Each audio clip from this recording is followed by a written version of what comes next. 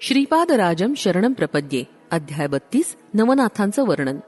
सद्गुरु कृपा कटाक्ष प्राप्ती. नवनाथांचा वृत्तांत. श्रीपाद श्रीवल्लभांच्या दिव्य चरणांना स्पर्श करून मी त्यांना प्रश्न केला, महाप्रभू, नवनाथ या नावानं प्रसिद्ध असलेले सिद्धयोगी सर्व श्री दत्तप्रभूंचे अंशावतार आहेत असं मी ऐकलं होतं. त्यांच्याविषयी सविस्तर माहिती आम्हास द्यावी अशी श्रीचरणी नम्र प्रार्थना. श्री नवनाथांचं नाव ऐकताच श्रीपाद प्रभूंच्या दोन्ही नेत्रांमधून अमृतवृष्टीचा प्रवाह बहिर्मुख होऊन सृष्टीवर पडत असल्यासारखं वाटलं.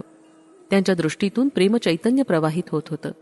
ते अत्यंत आनंदानं म्हणाले, श्रोत्यानो, मच्छेंद्र, गोरक्ष, जालंधर, गहनी, अडभंग, चौरंग, भर्तरी, चरपट आणि नागनाथ हे नवनाथ आहेत. त्यांच्या स्मरणमात्रानंच शुभफल सिद्ध होतं. श्री दत्तप्रभूंची कृपा नवनाथांचं स्मरण करणाऱ्यांवर अपार असते. कलियुगाच्या प्रारंभापूर्वी श्रीकृष्णानं उद्धवासारख्या महान भक्ताबरोबर तसंच समस्त यादवांबरोबर चर्चा करून आज नवनाथ या नावानं जाणलं जाणाऱ्या नवनारायणांचं स्मरण केलं. ऋषभ चक्रवर्तींना 100 पुत्र होते. त्यातील नारायण अंशानं जन्मलेल्या 9 जणांना नवनारायण म्हणतात.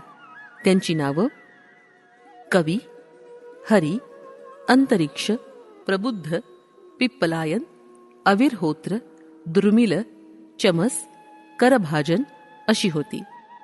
हे सगळेच अवधूत स्थितीमध्ये राहणारे सिद्ध पुरुष होते.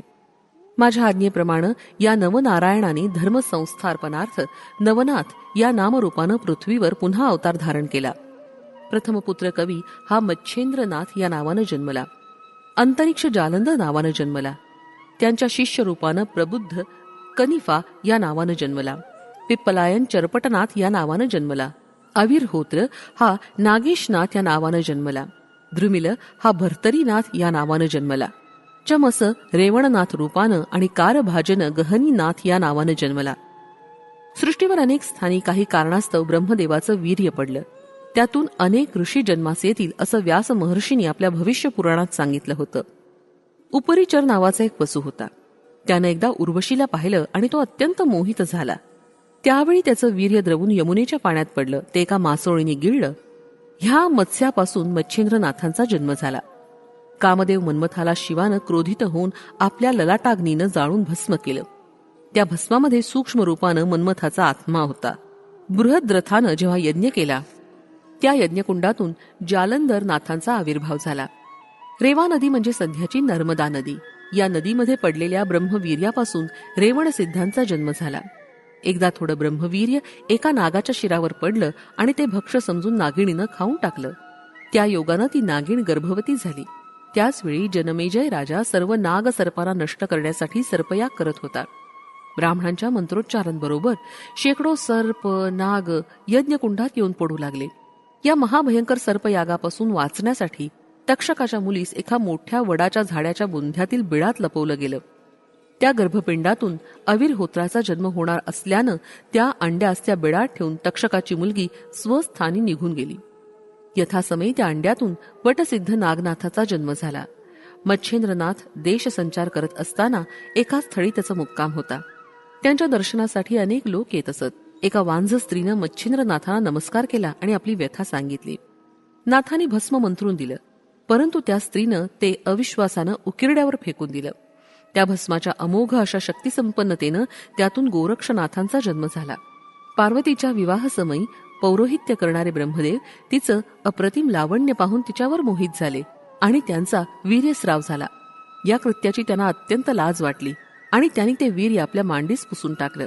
त्या क्षणीच त्या वीर्याचे 60,000 भाग झाले आणि त्यातून वालखिल्य या नावाचे 60,000 ऋषी जन्मास आले. त्यातून थोडा भाग उरला होता तो कचरा समजून भगीरथी नदीत फेकला गेला.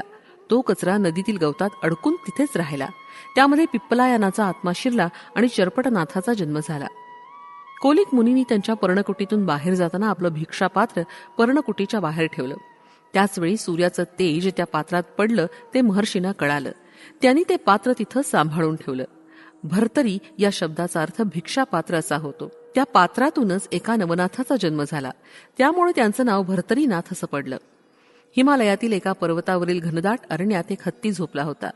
एकदा ब्रह्मदेव सरस्वतीवर मोहित झाले आणि त्यांचं वीर्य द्रवित होऊन खाली पडलं. ते झोपलेल्या हत्तीच्या कानात पडलं. त्या कानातूनच प्रबुद्धाला जीवन प्राप्त होऊन त्यानं जन्म घेतला. कानातून जन्म घेतल्यानं या नाथाचं नाव कर्णकनिफा असं पडलं.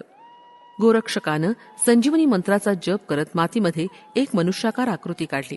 त्या आकृतीतून करभाजनाला त्या संजीवनी मंत्राच्या सहाय्यानं जीवन प्राप्त झालं आणि त्यानं गहनीनाथ या नावानं अवतार धारण केला. श्रीकृष्णांच्या आज्ञेनुसार या नवनारायणांनी आपलं स्थूल शरीर मंद पर्वतावर समाधी अवस्थेत सांभाळून ठेवलं आणि अंश अवतारानं नवनाथ रामरूपानं पृथ्वीवर जन्म घेतला. धर्मसंस्थापनेचं महान कार्य करण्यासाठीच या नवनाथांचा अवतार झाला होता. श्रीपाद प्रभूंचे हे नवनाथांच्या जन्मासंबंधीचे आश्चर्यजनक विवेचन ऐकून आम्ही मंत्रमुग्ध होऊन गेलो होतो. आम्ही प्रभूंच्या चरणी वंदन करून त्यांचा जय जयकार केला. त्यानंतर मी प्रश्न केला, प्रभू, नवनाथांचे अवतार हे नवनारायणाचे अंशावतार आहेत असं आपण सांगितलं.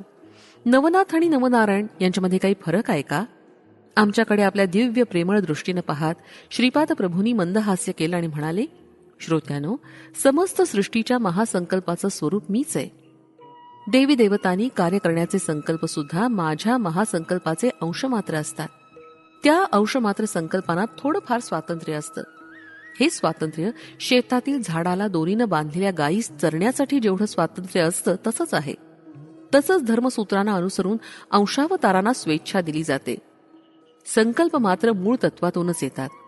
त्यांचं योग्य प्रकारे नियंत्रण करणं हे अंशावतारातलं कार्य असतं. कोणतीही समस्या निर्माण झाल्यास अंशावतार त्या समस्येच्या निराकरणासाठी मूलतत्वाकडे निवेदन घेऊन येतात. मूलतत्वाकडून अनुमती घेऊन जीवांचं कल्याण करतात. या अंशावतारात राग, लोभ, मद, मत्सर, अहंकार असे मानवी दुर्गुण नसतात.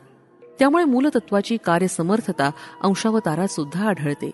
या कारणामुळे अंशावतार आणि पूर्णावतार यात काही फरक नसतो.